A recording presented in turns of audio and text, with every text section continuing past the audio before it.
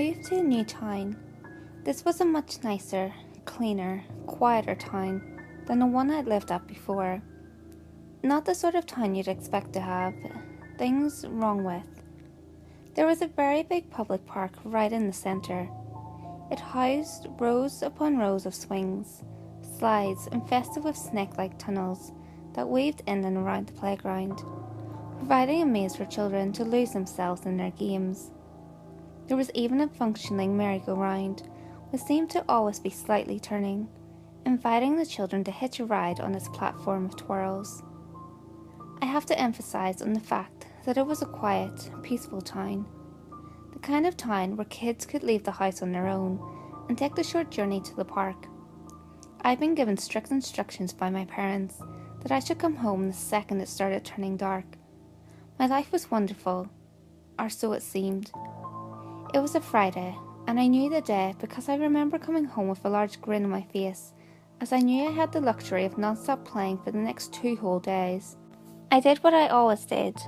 I chucked my school bag on my bed and was ordered to change into other clothing. In a matter of minutes, I was ready to descend into a whirl of fun. Nothing could stop me. The tunnels were my favourite.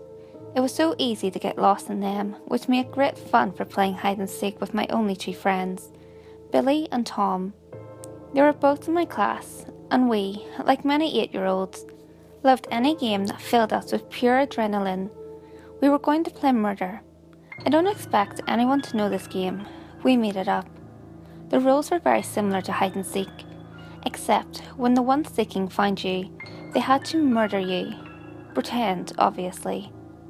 It was nearing winter, as I remember being slightly cold as I wormed my way around in the tunnels, furiously trying to find a perfect hiding spot. Billy was the seeker. Tom had hidden behind the merry-go-round. I was alone. It must have been maybe 10 minutes, which, for an 8-year-old, felt like a year, when I decided to do what all kids do when they get bored: give up. "I give up!" I shouted, my voice echoing through the tunnels. "I'm in the tunnels! I give up!" I heard suddenly shuffling from one end of the tunnel. Now I don't know why, but I froze still. I didn't call out again. I just waited. Something wasn't right. Billy would always say something before coming in after someone in the tunnel. He'd always congratulate them on being the last to be found, or for cheating by hiding in the endless maze of tunnels. As I stood frozen, the shuffling grew louder.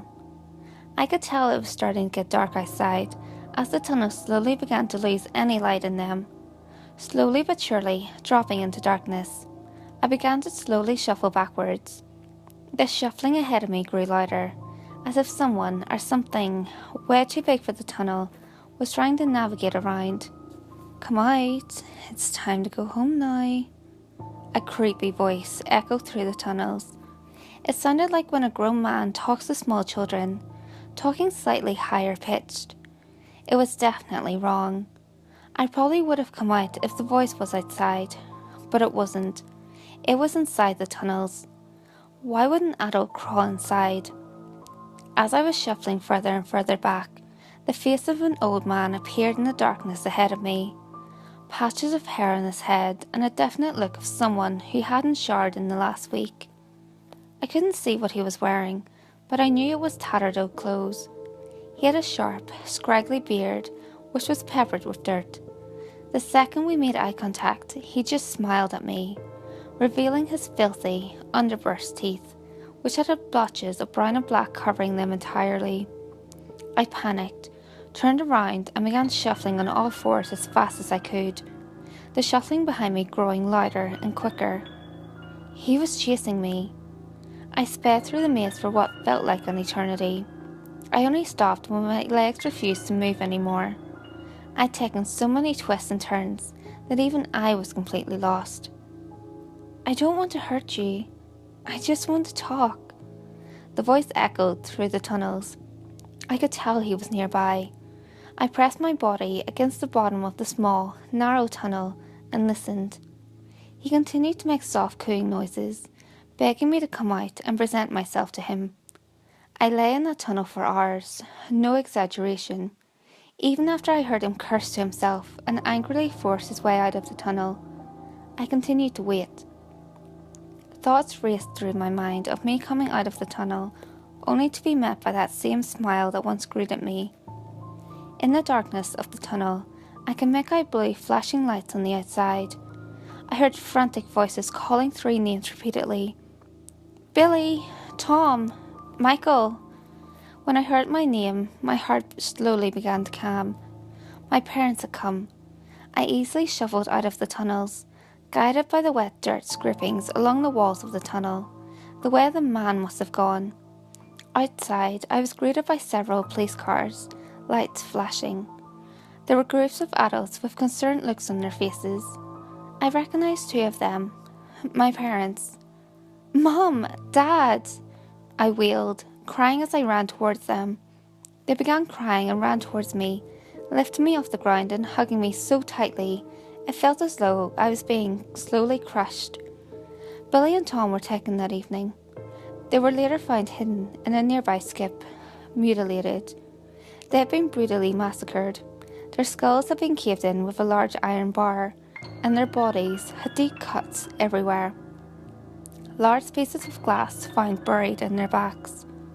What chills me to the fucking bone is that the wet dirt I saw in the tunnels wasn't entirely dirt. It was Billy and Tom's blood.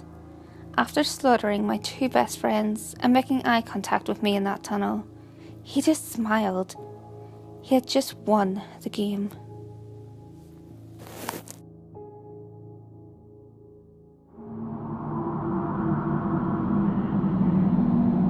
Hey guys, if you enjoyed this video, give it a thumbs up and share it with your friends. You can also leave a comment below. All feedback, good or otherwise, is always appreciated. If you have any creepy stories of your own, or have any topics that you would like me to cover, feel free to send them in via any of my social media. You can find all links to my social media in the description below. Until next time guys, make sure you lock your doors, stay safe, and I'll see you next video.